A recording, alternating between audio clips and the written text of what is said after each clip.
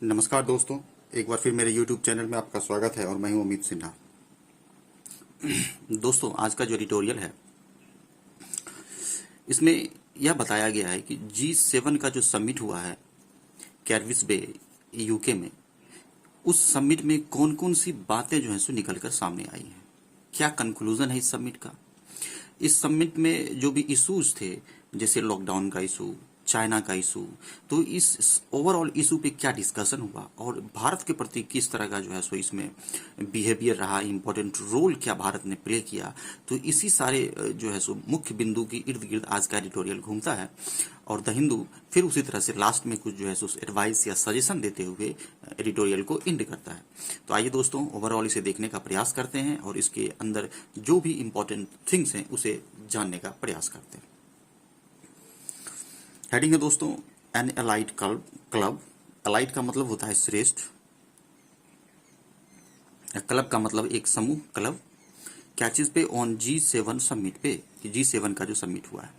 आपको पता ही है कि G7 जो है सो 7 राष्ट्रों का एक ग्रुप है जो कि डेवलप कंट्रीज है ना, जिसमें basically Canada, France, Germany, Italy, Japan, UK और यूएस जो है सो इसमें है। पहले इसमें रसिया भी था, वही G7 पहले G8 कहलाता था, लेकिन रसिया के सस्पेंशन के बाद यह G7 जो है G8 जो है सो G7 में परिणत हो गया। तो फिलहाल अभी इसे हम लोग G7 के नाम से जानते हैं। तो आइए देखते हैं इसका जिस्ट देखते हैं, यानी सार। The G7 needs to be more open. G7 इसका सब्जेक्ट हो गया, इसके साथ इसका वर्ब का प्रयोग किया गया है। सब्जेक्ट के बाद वर्ब में एस या ईएस प्लस ऑब्जेक्ट, ये सिंपल प्रेजेंट टेंस में बनाया है कि G7 needs to be more, to be मतलब होना, मोर ओपन। G7 को मोर ओपन होने की नीड है, आवश्यकता है, एंड लेस एक्सक्लूसिव होने की आवश्यकता है। एक्सक्लूसिव का दो मीनिंग होता है दोस्तों, एक मीनिंग होता है शानदार यानी स्प्लेंडेड, और दूसरा मीनिंग इसका होता है कि किसी एक ग्रुप के लिए, ओनली फॉर ए ग्रुप और अ पीपल, किसी एक समूह के लिए मात्र होना। यही कह रहा है कि किसी आप एक स्पेशल समूह के लिए नहीं होइए, बल्कि पूरे दुनिया के लिए, पूरे जो है सो वर्ल्ड के लिए आप बनिए, इसलिए लेस एक्सक्लूसिव है ना। In an increasingly interlinked world में, किस तरह के वर्ल्ड में? इंटरलिंक्ड वर्ल्ड में, यानी इंटरलिंक्ड का मतलब हो गया कनेक्टेड वर्ल्ड में, यानी आज का जो वर्ल्ड है वो क्या है? कनेक्टेड है, यानी पूरे ग्लोबलाइज्ड वर्ल्ड में, है ना। तो इंक्रीजिंगली ये एडवर्ब हो गया और ये हो गया एडजेक्टिव, है ना। आज के टाइम में आपको लेस एक्सक्लूसिव होना पड़ेगा, यानी पूरे वर्ल्ड लेवल पे आपको बनना पड़ेगा, है ना। तो ये इसका जो है सो सजेशन है, जिस्ट है।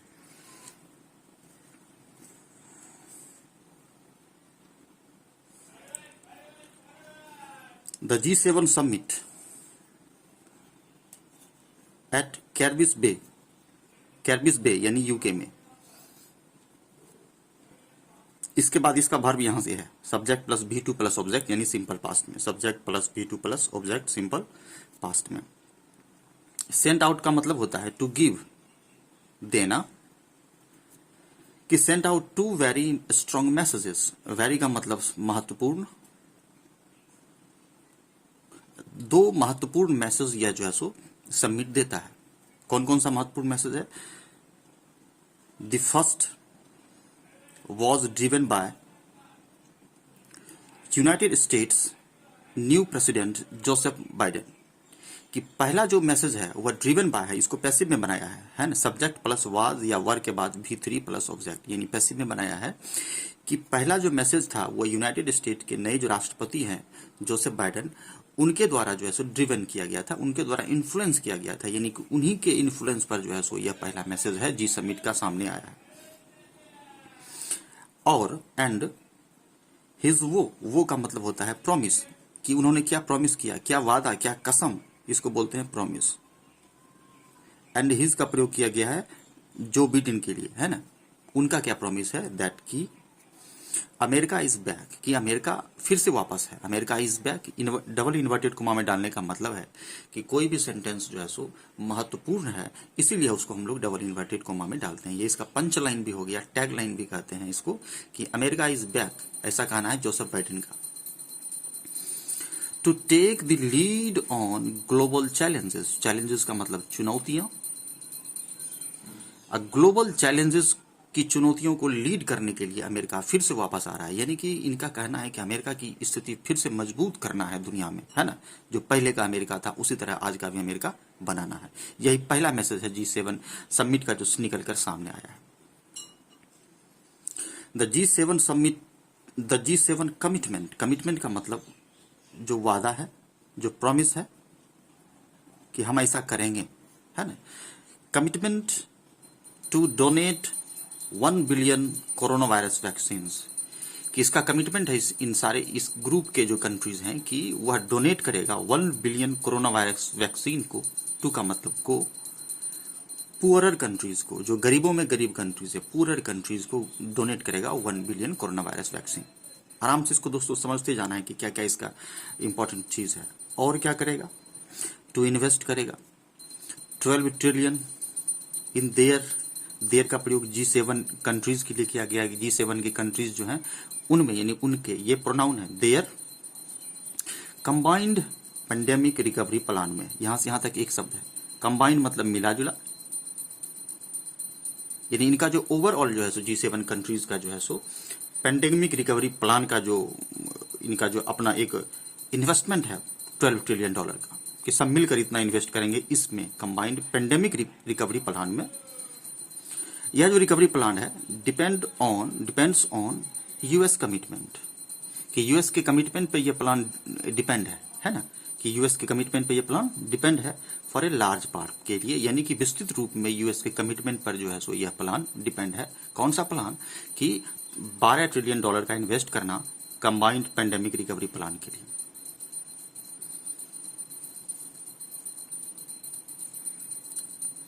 द स्पेशल कम्युनिके का मतलब होता है स्टेटमेंट,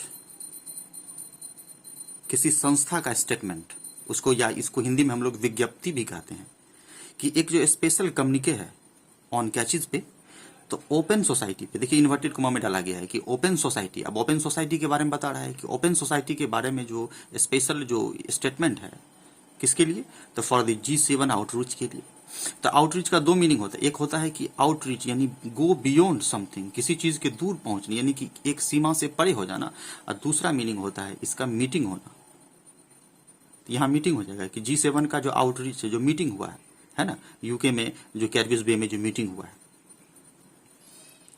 और द इन्विटेशन टू मतलब आमंत्रण, किसको, टू का मतलब को, किसको, फिलो डेमोक्रेसीज, फिर इन्वर्टेड कॉमा में डाला है इंपॉर्टेंट शब्द को, कि फिलो डेमोक्रेसीज, वैसे डेमोक्रेसीज जो कि फिलो हैं, यानी कि मित्र लोकतंत्र वाले देश, जैसे भारत भी है उसमें शामिल, जैसे India, Australia, south Korea and south Africa, इनको भी इन्विटेशन इसमें मिला है। चूंकि ये फिलो डेमोक्रेसीज हैं, यानी कि इनके पास भी लोकतंत्र है, एक अच्छा खासा लोकतंत्र है।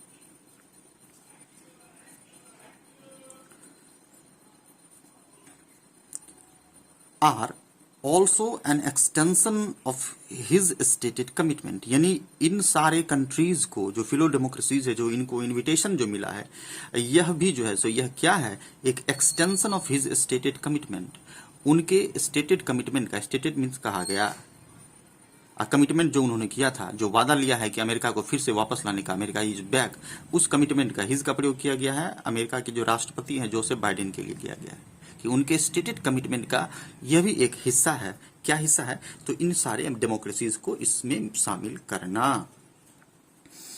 To conveying a democracy summit this year, कि इस साल जो डेमोक्रेसी समिट जो कन्वेइंग हो रहा है, कन्वेइंग का मतलब हो गया कि बुलाना या आयोजित करना, conveying a democracy summit this year, इस साल जो हो रहा है। आई होप कि आप लोग समझ गए होंगे। Even the slogan for G7, कि G7 का जो स्लोगन है, स्लोगन का मतलब नारा या स्टेटमेंट या कथन, इंपॉर्टेंट, जैसे डू एंड डाई एक स्लोगन है ना, करो या मरो, महात्मा गांधी के द्वारा दिया गया था।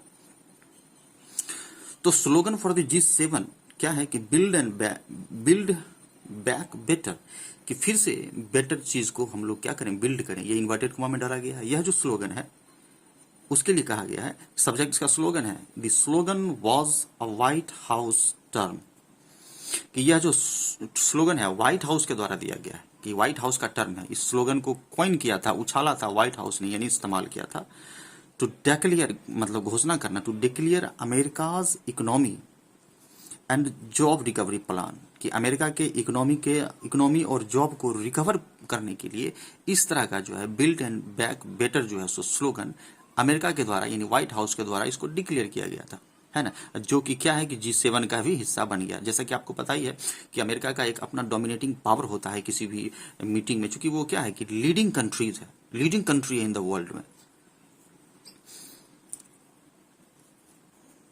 द सेकेंड मैसेज, पहला मैसेज हमने देख लिया जो कि जोसेफ बाइडेन के इन्फ्लुएंस पे आधारित था, है ना, कि अमेरिका को फिर से वापस लाना है, और वही एक हिस्सा बन गया इस कमिटमेंट का, ठीक है। तो दूसरा क्या है कि the second message was the consensus amongst, consensus का मतलब होता है जो एग्रीमेंट है, जो सहमति है ना, जो एक दूसरे एक बातचीत के अंदर जो भी रिजल्ट निकलता है, जो कंसेंसस है, सहमति, अमंग का मतलब के बीच में, प्रयोग इसका जो है सो हम लोग करते हैं मोर देन टू के लिए अमंग या अमंग्स का प्रयोग करते हैं, और दो के लिए हम लोग बिटवीन का प्रयोग करते हैं।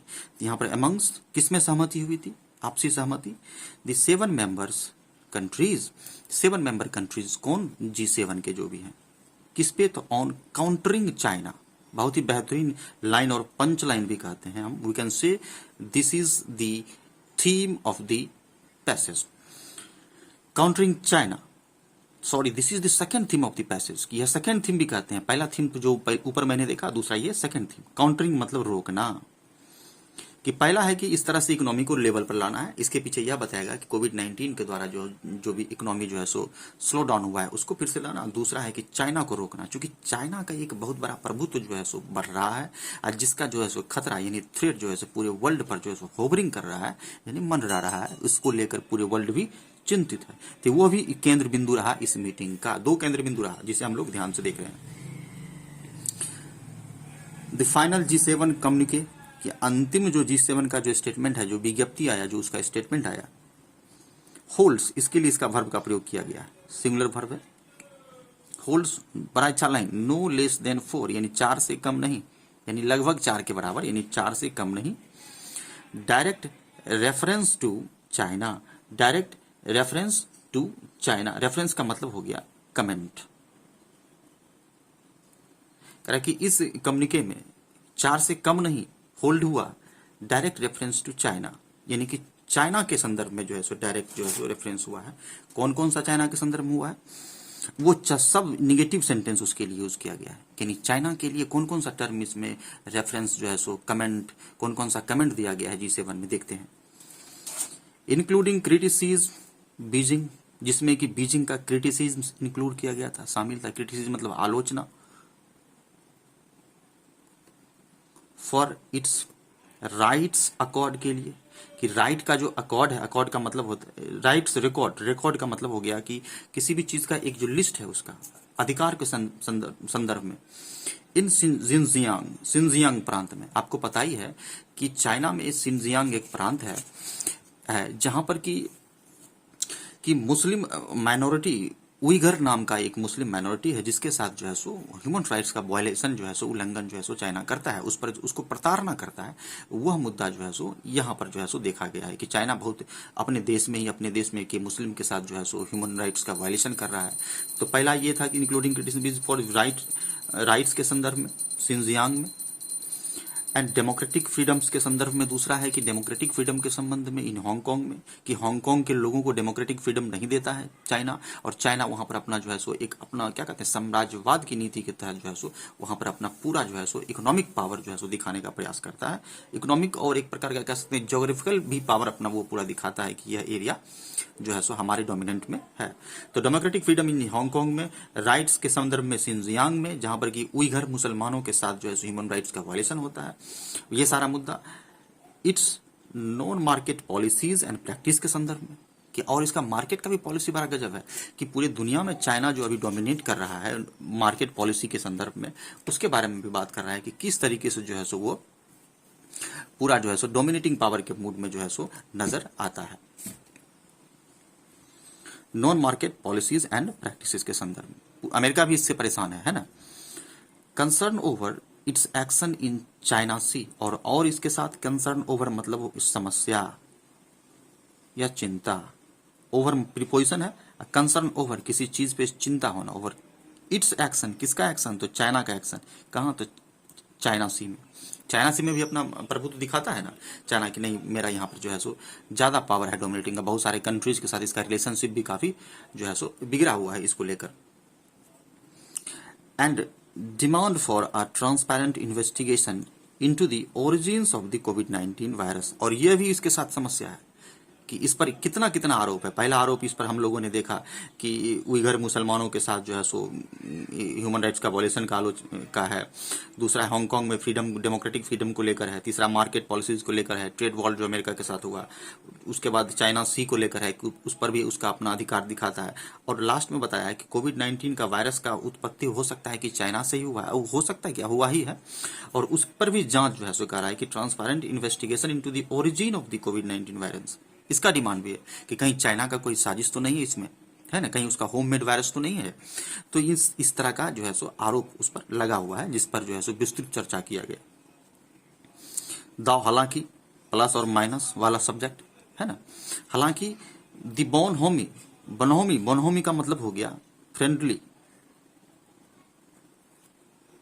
द बोनहोमी अमंग G7 लीडर्स, कि G7 के जितने भी लीडर्स हैं, जितने भी देश हैं, उनमें जो मित्रता, ये जो फ्रेंडशिप है, वॉज पाल्पेबल। पाल्पेबल का मतलब ऑब्वियस यानी स्पष्ट, यानी कि G7 के जो भी ग्रुप हैं उनमें फ्रेंडशिप स्पष्ट देखने को मिला, कहीं कोई जो है सो दो राय नहीं था। लेकिन दो लगाया है, कुछ ऐसा बात कहेगा। The differences and contradictions in the grouping remain a challenge। कह रहा है कि लेकिन जो differences है, जो अंतर है, जो contradiction है, मतभेद है, इन द ग्रुपिंग यानी G7 ग्रुप में जो कंट्राडिक्शन, जो मतभेद, डिफरेंसेस, रिमेन अ चैलेंज, अभी भी चैलेंज बना हुआ। कहने का मतलब है कि इनमें फ्रेंडशिप तो है लेकिन विचारों का मतभेद अभी भी बना हुआ है। रिमेन प्लूरल वर्ब है, क्योंकि सब्जेक्ट आपका कंट्राडिक्शंस और डिफरेंसेस दो है इसका, इसलिए प्लूरल सब्जेक्ट के साथ प्लूरल वर्ब का प्रयोग किया। रिमेन अ चैलेंज यानी चुनौती बना हुआ है। इवन 2 डिकेड्स एगो, कह रहा है कि 2 दशक पहले questions were raised about whether the grouping, कि 2 दशक पहले यह प्रश्न उठाया गया था, यह क्वेश्चन उठाया गया था।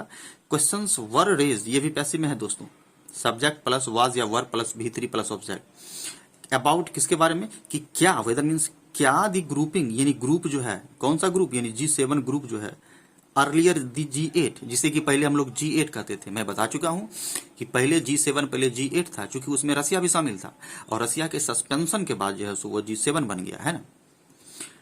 Could claim its mantle as the world's richest countries, बहुत ही बेहतरीन लाइन कह रहा है कि 2 दशक पहले क्वेश्चन सवाल उठाया गया था कि क्या यह जो ग्रुप है G7 ग्रुप है, कुड क्लेम इट्स मेंटल, कि अपने मेंटल को, मेंटल का मतलब होता है कवर, हम लोग ज्योग्राफी में पढ़ते हैं ना, मेंटल कोर जिसमें जो होता है पृथ्वी के अंदर का जो मेंटल कोर, तो उसी वही मेंटल है। मेंटल मतलब ऊपर का लेयर यानी कवर जो है इसका, यानी G7 का जो मेन टैग लाइन है वह कहीं ये तो नहीं है कि यह दुनिया का रिचेस्ट कंट्रीज है, कहीं इस तरह का बात नहीं कर रहे हैं कि जो सबसे अमीर व्यक्ति मुल्क है वही सातों इसमें शामिल है। उसी के बारे में कह रहा है कि could claim its mantle as the world's richest countries when, जबकि या जब इमर्जिंग इकोनॉमीज, कि कुछ ऐसे इमर्जिंग इकोनॉमीज हैं जो कि बहुत ही ताकतवर हैं, जैसे कि चाइना और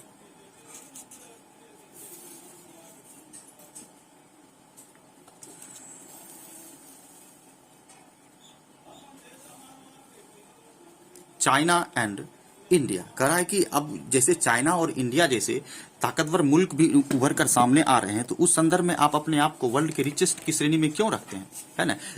इस लोगों को भी क्यों नहीं अपने आप जो है सो एक की पेस विद लेकर चलते हैं, कि क्यों नहीं शामिल किया गया, यानी कि शामिल करने की मांग जो है सो हो रही है।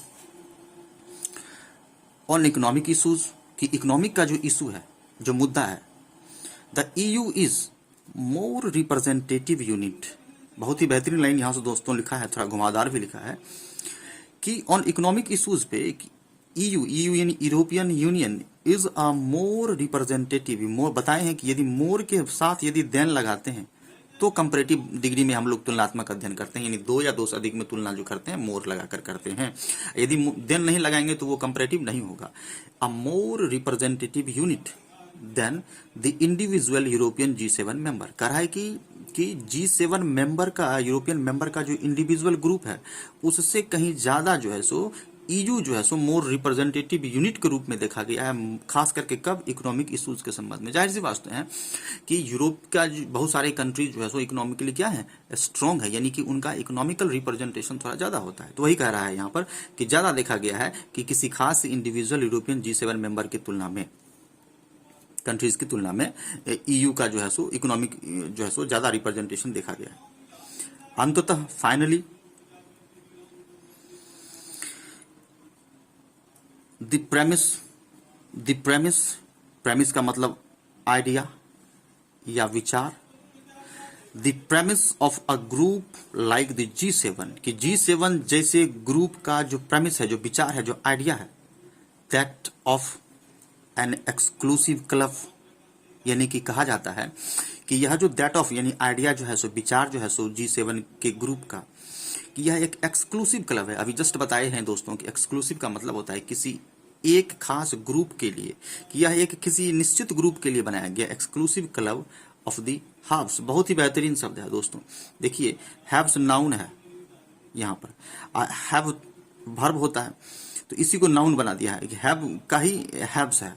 हैव्स का मतलब हो जाता है कि कह सकते हैं कि अमीर लोगों का एक समूह, a group of rich countries, यानी कि रिच कंट्रीज का जो भी ग्रुप है इसको कह सकते हैं group of rich countries, group of rich के जो ग्रुप है ना। ऐसा लग रहा है कि ये अमीरों का एक एक्सक्लूसिव क्लब है, यानी स्पेशल ग्रुप है of the best versus the rest. कितना बेहतरीन लाइन का है कि ऑफ द बेस्ट, जो सबसे बेस्ट हैं, जो इकोनॉमिकली स्ट्रांग है, और बाकी जो रेस्ट बचे हैं उस यानी उसके तुलना में ये उसी का लग रहा है कि ग्रुप है, बाकी सबको छोड़ के चल रहा है ना। सीम्स प्रतीत, आप देखिए दोस्तों ये वर्ब है सीम्स, इसका सब्जेक्ट जो है तो प्रेमिसेस है, यानी जो विचार है, आइडिया है। Premise of A group like the G7 seems, मालूम पड़ता है या प्रतीत होता है। क्या प्रतीत होता है? तो अनक्रेनिस्टिक प्रतीत होता है। अनक्रेनिस्टिक का मतलब हो गया कि यह अनक्रेनिस्टिक है, यानी कि पुराना प्रतीत होता है, यानी पुराना भैया इसको कह सकते हैं ओल्ड, है ना, ओल्ड या बहुत ही पुराना, यानी not according to the modern time, यानी मॉडर्न टाइम के अनुसार नहीं है। सीम्स क्या प्रतीत होता है? तो अनक्रेनिस्टिक प्रतीत होता है, यानी कि पुराना प्रतीत होता है। इन ए वर्ल्ड, वैसा दुनिया में, इन ए वर्ल्ड दैट जो कि is much more interlinked. Much more मतलब बहुत ज्यादा, है ना, दो शब्द का मच मोर मतलब ज्यादा में भी ज्यादा, बहुत ज्यादा, मच मोर इंटरलिंक्ड, कि अब तो दुनिया जो है सो ग्लोबलाइज्ड, एक दूसरे से जुड़ गया है, तो अब तो ज्यादा ये है। और यह आइडिया आपका जो लिखे हैं कि जो है सो वो पुराना हो गया है, कि सिर्फ रिच के लिए ही है, यानी कि best versus rest. Now then in 1975 में जो विचार था उससे कहीं ज्यादा यह जो है विस्तृत हो गया है। अब तो मच मोर इंटरलिंक्ड हो गया है पूरा दुनिया आपका।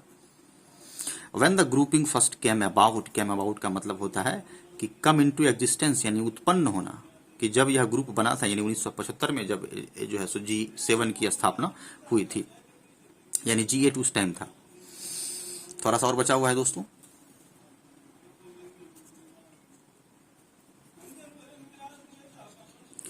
इंडिया कह रहा है कि special guest to the G7 G8 since 2003, यानी कि कह रहा है कि सिंस मतलब 2003, मतलब 2003 से भारत जो है सो स्पेशल गेस्ट रहा है G7 या G8 का, है ना। क्योंकि शुरू में G8 था, ये इसका स्पेशल गेस्ट रहा है।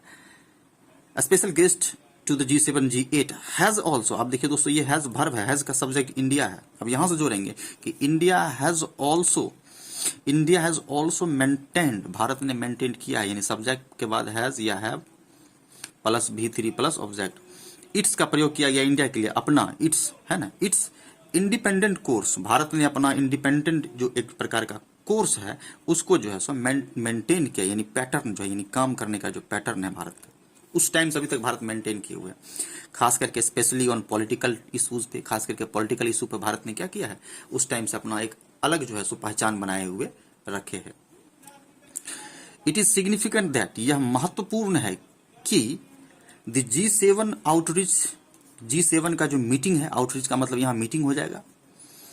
आउटरीच कम्युनिकेज का मतलब मीटिंग का जो स्टेटमेंट निकल कर सामने आया है, जो उसका रिपोर्ट निकल के सामने आया है, that included the guest countries, जिसमें कि गेस्ट कंट्रीज को इंक्लूड किया गया था, that included the guest countries did, past tense, did के बाद भी वन का प्रयोग करते हैं, did not make the same reference to China. बहुत ही अच्छा लाइन कह रहा है कि यह सबसे सिग्निफिकेंट महत्वपूर्ण है कि G7 का मीटिंग का जो भी स्टेटमेंट निकल कर सामने आया है, जिसमें कि गेस्ट कंट्रीज को शामिल करने की बात कही गई थी, उसमें did not make the same reference to China, China के लिए किसी तरह का सेम रेफरेंस की चर्चा नहीं किया गया था। चाइना के बारे में गौण है, किसी तरह का चर्चा नहीं किया गया, क्योंकि उस पर बहुत तरह का आरोप लगाया हुआ है।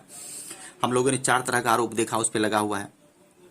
सेम रेफरेंस यानी कमेंट किसी तरह का जो है सो उस चाइना के बारे में नहीं है, एज द मेन डॉक्यूमेंट में, कि चाइना के बारे में, सिंपल चाइना के बारे में कोई चर्चा नहीं है। और एंड MEA ऑफिशियल्स, MEA का मतलब हो गया कि ministry of external affairs, ministry of external affairs के जो ऑफिशियल्स हैं, यानी उनका जो भी ऑफिशियल्स है, क्लेरिफाइड दैट, क्या क्लेरिफाइड किया, क्या संपुष्टि दिया, क्या एक प्रकार का मैसेज दिया कि चाइनीज एग्रेशन, यानी चाइना का जो भी आक्रामक रवैया, इसको कहते हैं आक्रामक रवैया, जो एग्रेशन था, was not raised at the outreach, कि चाइना का जो भी एग्रेशन रवैया रहा है उसको रेज नहीं किया गया, रेज मतलब उठाया गया है, रेज नहीं किया गया है इस आउटरीच में, मीटिंग में, मतलब इस मीटिंग में चाइना का जो एग्रेशन था उसको भारत की ओर से नहीं उठाया गया।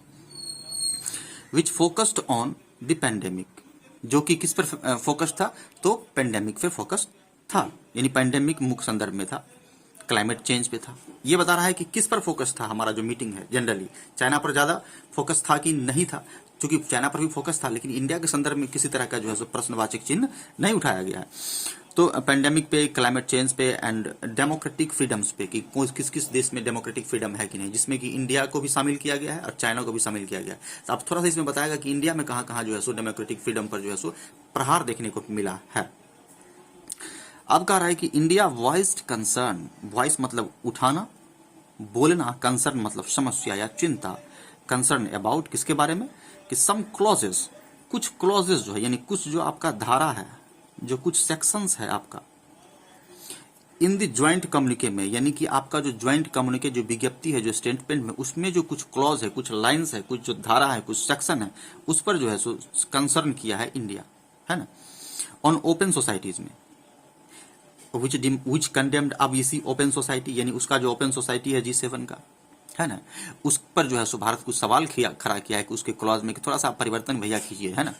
अब वो ओपन सोसाइटी फिर इस कह रहा है कि ठीक है परिवर्तन तो करते, लेकिन आप पर भी तो कुछ आरोप है, तो भारत पर कौन सा आरोप है, वही कह रहा है कि ओपन सोसाइटी विच कंडेम्ड, जिसने निंदा किया, क्रिटिसाइज किया, आलोचना किया भारत का, किस संदर्भ में, विच कंडेम्ड, क्या किया, राइजिंग ऑथोरिटेरियनिज्म, कि ऑथोरिटेरियनिज्म राइज हो रहा है, यानी एक प्रकार का कह सकते हैं कि सत्तावादी जो है सो भारत में जो है सो बढ़ रहा है, यानी कि अपना अधिकार जो है सो, ज्यादा पावर जो है सो यहाँ दिखाया जा रहा है। नेट शटडाउन्स हो रहा है, यानी इंटरनेट जो है सो ज्यादा शटडाउन्स हो रहा है। हम लोग बार बार देखे हैं कि इंटरनेट शटडाउन्स जो है सो किया जाता है, किया गया है भारत में, कई तरह के साइट्स बंद कर दिए, चूंकि वो पॉलिटिकल इशू के कारण जो है सो बंद कर दिया गया है। तो इसको जो है सो G7 में इस तरह से कहा गया है कि यह जो है सो एक प्रकार का डेमोक्रेटिक फ्रीडम पर प्रहार है, क्योंकि बहुत तरह के साइट्स जो है सो क्या कर दिया गया, बंद कर दिया गया है। तो वही rising authoritarianism, net shutdowns, manipulation of information, information का मैनुपुलेशन हो रहा है, यानी इंफॉर्मेशन को अपने हिसाब से मैनुपुलेट कर रहे हैं, यानी अपने हिसाब से मैनुपुलेट मीन्स कंट्रोल कर रहे हैं आप, और राइट्स का वायलेशन हो रहा है, ऐसा भारत पर जो है सो कुछ जो है सो कंडेम्ड भारत के प्रति किया गया है। Areas where Modi government has often been criticised itself, बहुत ही बेहतरीन लाइन, कि ये सारे एरिया, कुछ एरिया है जहां पर मोदी गवर्नमेंट का क्रिटिसाइज किया गया है। वही कह रहा है कि एरियाज यानी नेट शटडाउन, मैनिपुलेशन और राइजिंग ऑथोरिटेरियनिज्म, ये सारा जो एरिया है जहां पर कि Modi government has been criticise, often मतलब अक्सर, हैज बीन क्रिटिसाइज पैसिव में बनाया है, सब्जेक्ट प्लस हैज या have plus been plus V3 plus object, कि जिसमें क्या है कि मोदी गवर्नमेंट का आलोचना किया गया है। Addressing this session on open societies, कि ओपन सोसाइटी यानी G7 का जो ओपन सोसाइटी का जो सेशन था उसको एड्रेस करते हुए, उसको संबोधित करते हुए, एड्रेस मतलब संबोधित, mister Modi said, mister Modi ने कहा, हमारे प्रधानमंत्री ने कहा कि India is a natural ally. Natural ally का मतलब हो गया कि यह एक प्राकृतिक, नेचुरल जो है सो मित्र है, पक्षधर है ना, इसको बोलते हैं मित्र या पक्षधर G7 का। इन द प्रेजेंट, वर्तमान में, the government will be expected to walk, अब यहां से थोड़ा सा द हिंदू सजेशन दोस्तों देकर इंड करेगा, कह रहा है कि वर्तमान में the government will be expected, will be expected ये भी पैसिव बनाया है, विल बी प्लस V3, कि सरकार को एक्सपेक्ट, सरकार से एक्सपेक्टेशन किया जा रहा है, उम्मीद किया जा रहा है, एक्सपेक्टेड मतलब उम्मीद, टू वॉक द टॉक, कि आप वॉक द टॉक करें यानी बातचीत करें, है ना, अपना जो आप बातचीत करें समस्या को हल करने के लिए, सुलह करने के लिए, कि ऑन इट्स कमिटमेंट्स पे, जो जो आपने कमिटमेंट किया है कि देश में शांति रहेगा, इक्वल राइट्स मिलेगा, इस तरह का जो भी तरह की बातें आपने अपने कमिटमेंट में की है, कमिटमेंट मीन समर्पण या वादा, एट द G7 आउटरीच, जो G7 का जो आउटरीच है, जो मीटिंग है, स्पेशली खास करके in the areas of information clamp downs का मतलब जो आप इंफॉर्मेशन पर नियंत्रण लगाते हैं, यानी कि आपने क्या किया, अपने देश में बहुत तरह के साइट्स को बंद कर दिया, तो इस तरह का जो इंफॉर्मेशन क्लैंप डाउन्स है उस एरियाज में specially, given that India had the largest number of internet shutdowns in 2020, कहा गया है कि 2020 में इंटरनेट का जो शटडाउन हुआ है वह लार्जेस्ट नंबर पर हुआ है, सुपरलेटिव डिग्री के पहले दा का प्रयोग किया गया है, इंडिया में, India had the largest number of internet shutdowns in 2020, कि भारत में क्या किया गया, जबरन जो है सो बहुत सारे नेट को बंद कर दिया गया, बहुत सारे इंटरनेट शटडाउन्स कर दिए गए, लोगों को आवाज को कुचल दिया गया, जहां जो कि राइट्स का वायलेशन हुआ है, तो यही सारा जो है सो बात जो है सो निकलकर सामने आया है। तो यही था दोस्तों, आई होप कि आप लोग इसे समझे होंगे, एक बार फिर से समझने का प्रयास करें, क्योंकि इसमें बहुत तरह के टर्म्स भी दिए गए हैं। यदि एग्जाम आप देते हैं तो हो सकता है कि करंट में यह भी पूछ दिया जाए कि हाल ही में जो G7 का समिट हुआ है वह कहाँ हुआ है, तो यूके में हुआ है, तो इस तरह का कंसेप्ट भी बनता है ना, तो G7 में कितने कंट्रीज हैं, ये सारा चीज भी जो है सो आप एक बार फिर से इसे देखें कि कौन कौन सा मुद्दा इसमें रहा। चाइना के प्रति हम लोगों ने देखा कि पूरा दुनिया जो है सो आक्रामक रवैया में है, तो यह इसका ओवरऑल जो है सो सार था, और चाइना को रोकने का प्रयास जो है सो पूरा वर्ल्ड जो है सो एकजुट होकर करने का प्रयास कर रहा है, और भारत का क्या योगदान है इसे भी हम लोगों ने देखा, भारत के प्रति क्या G7 में जो है सो बदलाव के बारे में कहा गया ये भी देखा, और भारत पर क्या क्रिटिसाइज किया गया यह भी हम लोगों ने देखा।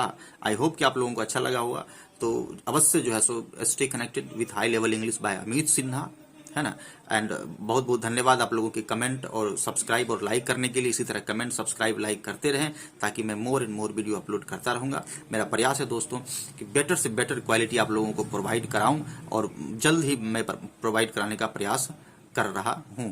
तो धन्यवाद, मिलते हैं फिर अगले वीडियो में।